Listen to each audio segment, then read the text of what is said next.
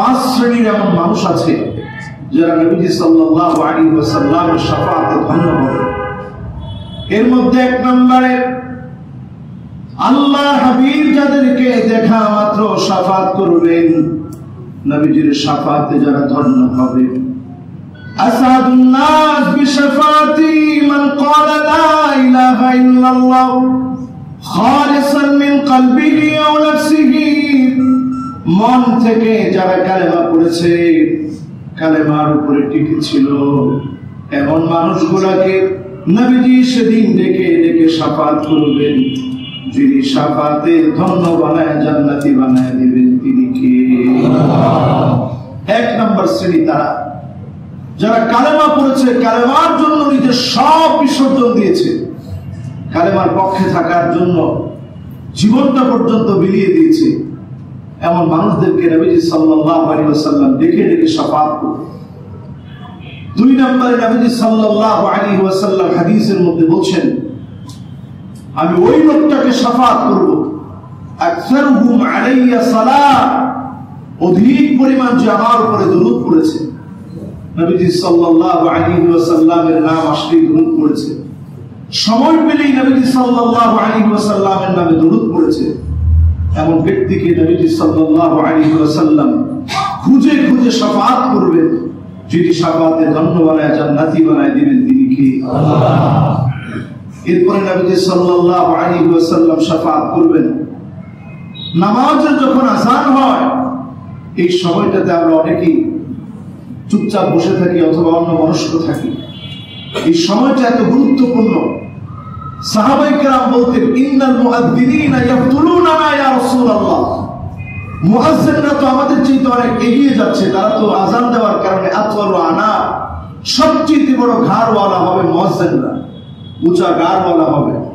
আল মুআজ্জিনু দামিন, মুয়াজ্জিনরা নিরাপদ। নবীজি সাল্লাল্লাহু আলাইহি ওয়াসাল্লাম মুয়াজ্জিনদের প্রশংসা করেছেন। সাহাবায়ে কেরাম বললেন, ইয়া রাসূলুল্লাহ, মুয়াজ্জিনরা তো এগিয়ে যাচ্ছে, আমরা কি করতে পারি? নবীজি সাল্লাল্লাহু আলাইহি ওয়াসাল্লাম বললেন, কুলু মিসলা মা ইয়াকুলুল মুআদ্দিন, ঠিক মুয়াজ্জিনরা যেমন যেমন বলবে তোমরাও মুয়াজ্জিনের সাথে বলো। তোমাদেরকেও যিনি সেরা বানায় দিবেন তিনি কে? আল্লাহ। এজন্য মুয়াজ্জিন যত আযান দিবে, 5 ওয়াক্ত নামাজের আযানের সময় আমাদের দায়িত্ব হচ্ছে আমরাও মুয়াজ্জিনের সাথে সাথে বলবো, আর ঠিক এর পরক্ষণে আমরা দোয়া করব। এই আযান এবং ইকামতের মাঝখানে দোয়া লা ইউরাদ, আল্লাহ রাব্বুল আলামিন কখনো ফিরিয়ে দেন না। সুবহানাল্লাহ। এই সময়টাতে আমরা দোয়া করি এমন সংখ্যক মানুষের সংখ্যা একেবারে কম। ঠিক আযান এবং ইকামতের মাঝখানে দোয়া করা, এই সময়টাতে দোয়া কবুল হয়। এজন্য যখনই সময় পাবেন, আপনি মসজিদে এসে আযানটা শুনলেন, ইকামতের জন্য অপেক্ষা আছেন, আপনি দোয়া করতে থাকেন আল্লাহর কাছে। নবীজি সাল্লাল্লাহু আলাইহি ওয়াসাল্লাম বলেন, আযান শুনে যে লোকটা আমি নবীর জন্য দোয়া করলো, আল্লাহুম্মা রাব্ব হাযিহি আদ-দা'ওয়াতি আত-তাম্মা ওয়াস-সালাতিল কাইমা আতি মুহাম্মাদানিল ওয়াসিলাতা ওয়াল ফাদিলা وابعثه مقاما محمودا الذي وعدته إنك لا تخلف الميعاد। যেই লোকটা দোয়া করল আযান শুনে, আল্লাহর হাবিবের জন্য ওসিলার দোয়া করল, জান্নাতের সবচেয়ে সম্মানের জায়গার জন্য দোয়া করল, ওসিলা নামক জায়গা প্রাপ্তির জন্য দোয়া করল, আল্লাহর হাবিব বলেন, হাল্লাত লাহু শাফাআতি, তার জন্য আমি নবীর শাফাআত আবশ্যক হয়ে যাবে। অবশ্যই যদি নবী শাফাআত করে, অবশ্যই যিনি আমাদেরকে maaf করে জান্নাতি বানায় দিবেন তিনি কে? আল্লাহ। এটা হচ্ছে 3 নাম্বার জায়গা। নবীজি সাল্লাল্লাহু আলাইহি ওয়াসাল্লাম যে উম্মতদেরকে শাফাআত করবেন। 4th নম্বরে নবীজি সাল্লাল্লাহু আলাইহি ওয়াসাল্লাম যে উম্মতদেরকে শাফাআত করবেন, খুঁজে খুঁজে সেদিন কোটি কোটি মানুষের মধ্যে বের করবেন। তারা হচ্ছেন নবীজি সাল্লাল্লাহু আলাইহি ওয়াসাল্লামের আদর্শ উম্মত, যারা মদিনাকে খুব ভালোবাসত, হৃদয়ে মদিনার মহব্বতকে লালন করত, আল্লাহর কাছে বলতো, আল্লাহ যদি মদিনায় আমি মৃত্যুবরণ করতে পারতাম। আপনার মৃত্যুটা ঠিক মদিনাতেই হয়েছে, তার তামান্না অনুযায়ী আল্লাহ কবুল করে তার মৃত্যুটা মদিনায় দিয়েছেন। নবীজি বলেছেন, আনা শাহিদুন লাহু, কিয়ামতের মুসিবতের সময় আমি নবী আল্লাহর কাছে সাক্ষী হয়ে দাঁড়ায় যাব আর বলবো, আল্লাহ আমার এই উম্মত বড় বেশি আমাকে মহব্বত করেছে, দোয়া করেছে আমার মদিনার জন্য, সেজন্য তার শেষ ঠিকানা মদিনাকে পায়, এই জন্য দোয়া করেছে, আল্লাহ আপনি মেহেরবানি করে তারে মাফ করে দেন, তার জন্য আমি শাফাআত করছি। নবী যখন শাফাআত করবে, যিনি কবুল করবেন তিনি কে? আল্লাহ। এরপর আল্লাহ নবী সাল্লাল্লাহু আলাইহি ওয়াসাল্লাম শাফাআত করবেন, শাফাআতি লিআহলিল কাবাইর মিন উম্মতি, উম্মতের বড় গুনাহ করে ফেলেছে যে উম্মত, অন্যায় করে ফেলেছে, গুনাহ করে ফেলেছে, পাপ রাশি নিজের সঙ্গে জড়িয়ে ফেলেছে, এমন উম্মতের জন্য নবী শাফাআত করবেন। যদি গুনাহগারদের জন্য নবীজি শাফাআত করেন, যারা আল্লাহ নবীর সত্যিকারের আশিক, আল্লাহর নবীকে যারা হৃদয় থেকে মহব্বত করে, তাদেরকে নবীজি অবশ্যই ভুলে যাবেন না, নবীজি শাফাআত করবেন।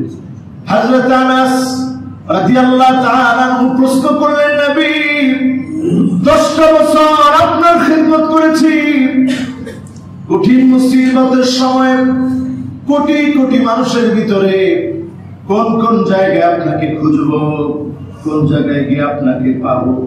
নবীজি সাল্লাল্লাহু আলাইহি ওয়াসাল্লাম প্রথমেই বললেন, আনাস শোনো, ইনদাস সিরাত, 1 নাম্বার জায়গা হলো পুল সিরাত, আমাকে খুঁজবা। এই পুল সিরাত পার হতে গিয়ে কত উম্মতের হাত কেটে পড়ে যাবে, নিচে থাকবে জ্বলন্ত জাহান্নাম, বহু উম্মতের হাত কেটে জাহান্নামে পড়ে যাবে, বহু উম্মতের পা কেটে জাহান্নামে পড়ে যাবে। মানুষগুলো সেদিন 3 ভাবে পার হবে, সিনফান মুশাতান, পায়ে হেঁটে হেঁটে পুল সিরাতটা পার হবে, সিনফান রুকবানান, আরেক গ্রুপ পার হবে আল্লাহ জান্নাতি আরোহণে চড়ে, সিনফান আলা উজুহিহিম, আরেক গ্রুপের চেহারা আল্লাহ নিচের দিকে দিয়ে দিবেন, পা গুলা উপরের দিকে দিয়ে দিবেন। আল্লাহ বলবেন, পুল সিরাতটা এবার পার হয়ে যান। ঠিক সেই মুহূর্তে মানুষগুলা হয়রান পেরেশান হয়ে যাবে। আল্লাহর নবীর এমন কিছু উম্মত থাকবে যারা পুল সিরাত পার হতে নিয়ে, যখন পুল সিরাতটা পার হবে, নিচ থেকে জাহান্নাম একটা আওয়াজ করে বলবে, জুজিয়া মুমিন ইন্না নূরাকা ইউতফিউ লাহাবি, জাহান্নাম নিচ থেকে ডাক দিয়ে বলবে, ও মুমিন, তুমি দ্রুত পার হয়ে চলে যাও, কারণ তোমার প্রজ্বলিত নূর জাহান্নামের আগুনকে নিভাইয়া দিচ্ছে। সুবহানাল্লাহ। এক একজন মুমিন কত দামি হবে সেদিন। সেই সময় নবী সাল্লাল্লাহু আলাইহি ওয়াসাল্লাম পুল সিরাতের কিনারায় দাঁড়ায় দাঁড়ায় উম্মতের মায়ায় দোয়া করবে, ইয়া রাব্বি সাল্লি, ইয়া রাব্বি সাল্লি, হে আমার আল্লাহ, দয়া করে আমার উম্মতদেরকে একটু শান্তি দান করেন, দয়া করে আল্লাহ আমার উম্মতদেরকে একটু শান্তি দান করেন। বারবার নবী সাল্লাল্লাহু আলাইহি ওয়াসাল্লাম এই দোয়া করতে থাকবে আল্লাহ পাকের কাছে। হযরত আনাসকে বললেন, আনাস, ওই পুল সিরাতের কিনারায় তুমি আমাকে খুঁজবা। হযরত আনাস বললেন, নবী গো, ইল্লাম আজিদ, যদি পুল সিরাতের কিনারায় আপনাকে না পাই, কোথায় গিয়ে আপনাকে খুঁজবো? আল্লাহর হাবিব বললেন, ইনদাল মিজান, মিজানে আমাকে খুঁজবা, মিজানে আমাকে পেয়ে যাবা। উম্মতের আমলনামা যখন মাপ দেওয়া হবে, নবী সেইখানে দাঁড়ায় উম্মতের মায়া সেদিন ফরিয়াদ করবে, সেই মিজানে আমাকে পাবা। হযরত আনাস প্রশ্ন করলেন, ইল্লাম আজিদ, নবী যদি মিজানে না পাই, কোন জায়গায় আপনাকে খুঁজবো? আল্লাহর হাবিব বললেন, ইনদাল হাউদ, হাউজে কাউসারের সামনে খুঁজবা, হাউজে কাউসারের সামনে আমাকে পেয়ে যাবা। এই 3 জায়গার কথা আল্লাহর হাবিব বললেন। শেষে এসে নবীজি বললেন, এই 3 জায়গার কোন একটা জায়গা আমি নবী ভুলে যাব না। এই তিনটা জায়গা আমার মনে থাকবে, কারণ এই তিনটা জায়গার মধ্যে উম্মত বড় বিপদে থাকবে, উম্মত বড় মুসিবতে পড়ে যাবে। উম্মতের মুসিবতের সময়ে নবী খুঁজে খুঁজে উম্মতদেরকে নেবেন, শাফাত করবেন, দোয়া করবেন। নবীর দোয়ার কারণে উম্মতদেরকে যিনি হেফাজত করবেন তিনি কে? নবী সাল্লাল্লাহু আলাইহি ওয়াসাল্লাম এই 5 শ্রেণীর মানুষকে নবী সাল্লাল্লাহু আলাইহি ওয়াসাল্লাম খুঁজে খুঁজে শাফাত করবেন।